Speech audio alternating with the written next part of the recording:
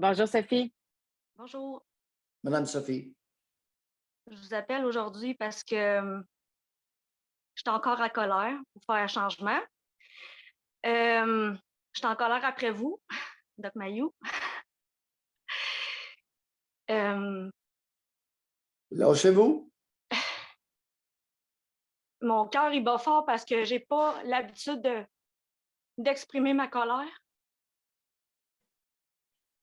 Euh, je vous en veux parce que je suis plus dans le déni. Parce qu'à cause de vous,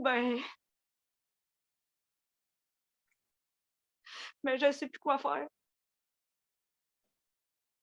Euh, Avant de ne pas savoir quoi faire, expliquez-nous, expliquez-vous, puis expliquez-nous qu'est-ce qui suit le déni. Alors, je vous en veux parce que je ne suis plus dans le déni. Alors, vous êtes dans quoi, là? je réalise, Qu'avez-vous? Oui? je réalise qu'est-ce qui se passe autour de moi.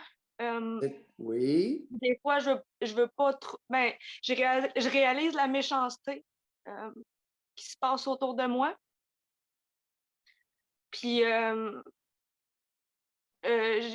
j'ai l'habitude, j'ai été élevée de façon un peu Walt Disney, tu sais, que tout est beau, ma famille est parfaite, tout le monde s'aime, tout le monde se tient par la main, mais c'est pas ça, la réalité. Fait que quand j'ai commencé à vous écouter, c'est comme qu'il y a une série d'événements qui ont déboulé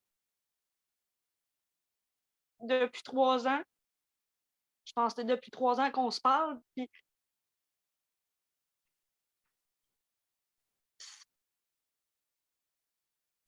j'ai pas l'impression que ça va mieux. Euh, j'ai juste beaucoup de peine parce que je me réalise que les gens sont vraiment méchants. Puis je sais pas comment me défendre.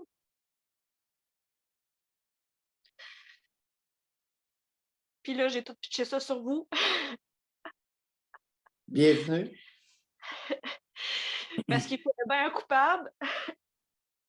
Madame Sophie, on revient au déni. Oui. Alors, le déni est un mécanisme de défense inconscient qui consiste à refouler un élément qui serait évident à quelqu'un d'autre. Alors, vous avez dit, j'ai cessé de nier quelque chose, je réalise la méchanceté autour de moi. Et le déni est beaucoup plus spécifique que la méchanceté autour de soi. Alors, qu'est-ce que vous vous étiez nié à vous-même de si important et de si gros et de si nuisible jusque-là? Ce n'est pas la méchanceté autour de vous, là. Soyez beaucoup plus spécifique que ça. On va plonger. Que j'étais toute seule.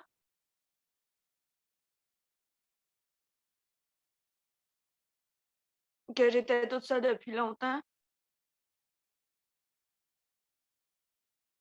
Que ma mère, elle a jamais été là pour moi. Puis que ça fait vraiment mal. Ouais. Continuez.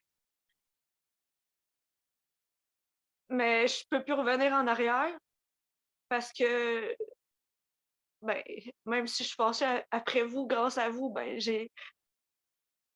Mais c'est ça, c'est je peux plus revenir en arrière, que j'aimerais ça revenir en arrière pour que ça soit des fois comme avant, que je sois encore dans le déni, puis que je pense que je suis heureuse. Que j'ai comme une parcelle d'espoir,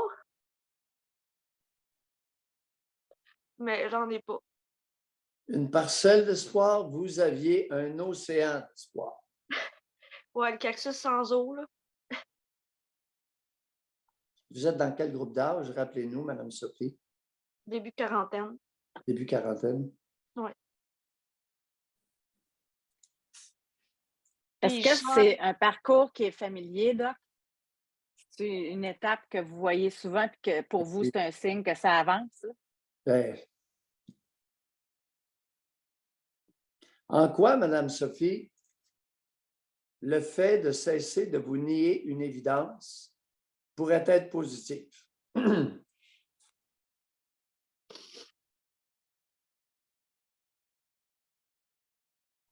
Ben là, présentement, je vois pas de positif, là.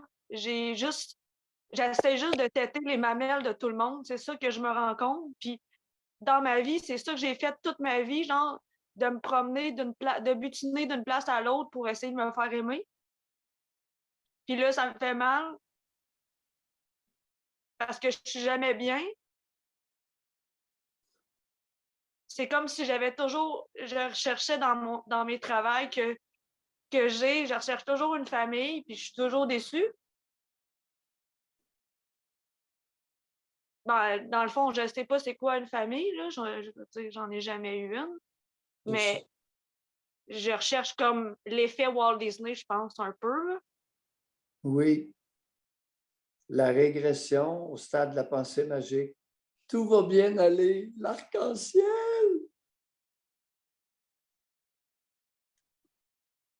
Fait que je suis un petit peu, je Vous suis un petit peu savez, perdue. là où vous êtes pris, littéralement, sur le plan psychologique, c'est que avant le déni, vous n'étiez pas bien. Puis depuis le déni, vous n'êtes pas bien. Depuis la cessation du déni, vous n'êtes pas bien. C'est vrai. Mais pourquoi avoir laissé tomber le déni alors? La question se pose, les auditeurs. Pourquoi on ne l'a pas laissé avec son déni, puis elle aurait été malheureuse jusqu'à sa mort? Parce qu'elle n'était pas bien avant, là. Elle têtait les mamelles autour d'elle solides. Elle ne vient pas de commencer à têter des mamelles, là. Vous aviez combien d'amis auxquels vous racontiez la même confidence avant la chute du déni? Ah boy, j'ai raconté ça à tout le monde. Combien? À peu près? 7, 8, plus? 5, 6. Puis ben, je travaillais dans le public, fait que 5, 6, à part les connaissances. On est conservateur. J'étais rendue peut-être à une trentaine. Plus juste. Beaucoup plus Ouais. juste. Non, Ben c'est oui. ça. Mm. Et là, les bonnes femmes d'un certain âge, hey, vous en avez attrapé combien des blanchonnes avec vos supposées confidences? Ah, une coupe. C'est drôle parce que une coupe, parce que c'est drôle parce que j'aime mieux en rire. Que c'est drôle parce que je m'en vais toujours vers des femmes qui ressemblent à ma mère, tu sais. C'est Ben vraiment oui. drôle. Qui C'est sont assez. vraiment comment je pourrais dire, qui sont froides. Je m'attends tout le temps à ces femmes-là. Celles qui sont froides, qui ressemblent à ma mère, j'essaie d'aller les chercher. Puis je m'en rends compte encore, il y en a une particulièrement à job, là, puis elle est pareille comme ma mère, puis je sais pas pourquoi, j'essaie toujours de... Avez-vous réussi à l'avoir? Parce que vous êtes Euh, brillante, là, très articulée. je suis en train de la voir. Vous êtes en train?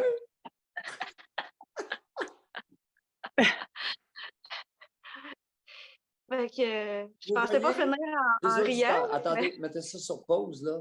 Les auditeurs, vous voyez son modus operandi, sa façon de faire avant la chute du processus de négation, le déni. Et elle était condamnée, sans introspection, à faire ça jusqu'à sa mort. À attraper des bonnes femmes, des bonnes niaiseuses, frettes, puis à les planter, les sacrements, à se venger.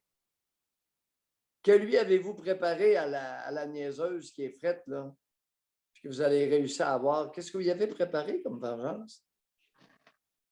Oh, j'avais pas vu ça comme ça. Ah ben.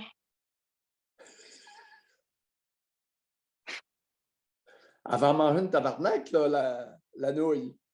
Ah, ils vont tous en manger une, by the way, parce que je prépare un gros coup. Fait qu'ils vont tous tomber à terre. Puis c'est ça. Oui, allez-y. Un énorme merci. Oui, oui. Un énorme merci. C'est tellement fréquent, là.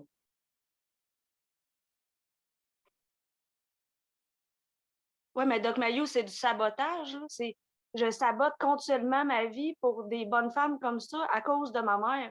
Mon Oui. père, il y en a beaucoup, là. Il a sa part du lot, là. Et soyez sans crainte, on ne Ouais. l'oublie pas. Quand on dit la mère, le sac à gosse, c'est pas loin. Ouais. Oui, oui, soyez sans crainte. Mais là, je travaille avec des femmes en majorité, ben en majorité, 100%. Puis, je suis pas bien parce que je veux toutes les faire payer. Vous avez raison. Hey, vous en avez-tu de la colère de refouler? Vous savez, c'est un honneur pour moi que de recevoir la vôtre.